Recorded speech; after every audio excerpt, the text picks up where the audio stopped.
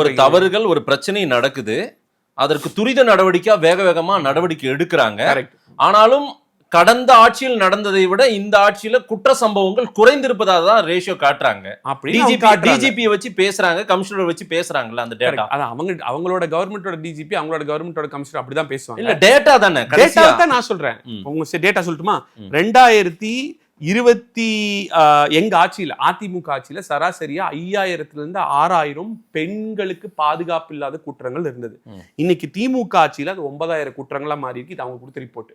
Almost 150 வாரத்துக்கு முன்னாடி commissioner பேசும்போது கமிஷனர் என்ன வேணா பேசுவாருங்க. நீங்க போய் ரிப்போர்ட் ஆன்லைன்ல ப்ராப்பரா கவர்மெண்ட் ஆத்தென்டிக் ரிப்போர்ட் பேசுங்க. அவரோட ஸ்போக்ஸ் பர்சன் மாதிரி பேசிட்டு இருக்காரு. கமிஷனர் பேசினா கமிஷனர் கடவுளா? அவர் போய் பேச மாட்டாரா? இருக்கிறவங்க பூரா இவங்க போட்ட கமிஷனர் தானே. அப்ப இவங்களுக்கு தான் ஜாலரா அடிப்பாங்க. கமிஷனர் ஒழுங்கா பேசினா நான் அந்த கமிஷனர் நான் கேள்வி கேட்கிறேன், பதில் சொல்லுங்க. அந்த கமிஷனர் ராமேஸ்வரத்துல 12வது படிக்கிற மாணவி பட்ட பகல் ஒருத்த குத்தி கொலை பண்றான். கொலை பண்ணி அங்கிருந்து, அது ஒரு சட்ட ஒழுங்கு சீர்கேடு, அங்கிருந்து கிளம்பி போறதுக்கு ஆம்புலன்ஸ்ல பைக்ல தூக்கிட்டு போறாங்க. அது 2வது தலைவலி.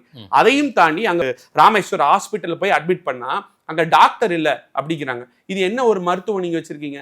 டாக்டர் இல்லைன்னு சொல்லிட்டு அங்க இருக்கிறவங்க எல்லாம் கம்ப்ளைண்ட் பண்ணி பெரிய பிரச்சனை பண்ணி இது ஒரு இஷ்யூவா பண்றாங்க. இன்னொன்னு, கோவை மாணவி, எங்க ஊர் கோவை எத்தனைக்கோ ஃபேமஸான ஊரு. அந்த மாணவியை 3 பேர் சேர்ந்துட்டு பாலியல் வன்கொடுமை பண்ணி ஏர்போர்ட்டுக்கு பின்னாடி அந்த பொண்ணு கஷ்டப்பட்டு காம்பவுண்ட் ஏறி குதிச்சு. இங்க நான் என்ன சொல்றேன்னா, மதேஷ், நம்ம வீட்டுல, என் வீட்டுல பெண்கள் இருக்காங்க, உங்க வீட்டுல பெண்கள் இங்க இருக்கு, அத்தனை பேர் வீட்டுல பெண்கள் இருக்காங்க.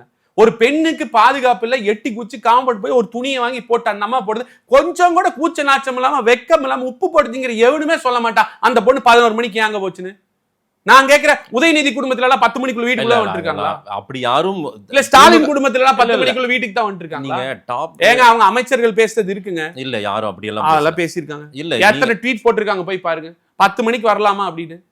நான் என்ன சொல்றேன், இல்ல ஒரு ஆபீஷியலா யாரும் அனௌன்ஸ் பண்ணலீங்க. நீங்க ஜிஓவா பாஸ் பண்ணுவாங்க. இல்ல ஜிஓவா பாஸ் பண்ணுவாங்க. இல்ல முக்கியமான ஆர்குமென்ட் முகம் தெரிந்த எந்த தலைவர் திமுக? நீங்க ஆர்குமென்ட் என்ன அக்கவுண்டபிளான ஒரு வார்த்தையை நீங்க திமுகவுல யாராவது சொன்னா நீங்க சொல்லுங்க. ஒரு நிமிஷம். ஆர்குமென்ட் வைக்கணும்ங்கறதுக்காக என்ன வேணா, ஒரு நிமிஷம். விழுப்புரம் ஒன்றிய செயலாளர் தான் திமுக நீங்க. விழுப்புரம் திமுக ஒன்றிய செயலாளர் 6 மாசம் ஒரு பெண்ணுக்கு பாலியல் வன்கொடுமை பண்ணிருக்காங்க. அந்த பொண்ணு வந்து பேட்டி கொடுக்குது. பெண்களுக்கு இங்க லாஸ்ட் 1 வீக் நீங்க சொன்ன எப்பப்போ நடந்தது சொல்றாரு கோயம்புத்தூர். இந்த லாஸ்ட் 1 வீக் மட்டும் கபாலீஸ்வரர் கோயில்ல ஒரு மாணவிக்கு பாலியல் வன்புணர்வு, விளாத்திக்குளம்ல 12வது படிக்கிற மாணவிக்கு ஆசிரியர் பாலியல் வன்புணர்வு, கள்ளக்குறிச்சியில 6ஆம் படிக்கிற மாணவிக்கு பைக்ல கடத்திட்டு போய் பாலியல் வன்புணர்வு, சென்னையில தனியா வீட்டுல தங்கும் இந்த மாணவிக்கு ஆட்டோக்காரர் பாலியல் வன்புணர்வு, திருப்பூர்ல பிற்படுத்தப்பட்ட ஒரு நல விடுதியில் இருந்த மாணவிக்கு போலியா வார்டன் ஒருத்தர் போய் பாலியல் வன்புணர்வு. இது லாஸ்ட் 1 வீக்ல நடந்தது நான் சொல்றேன்.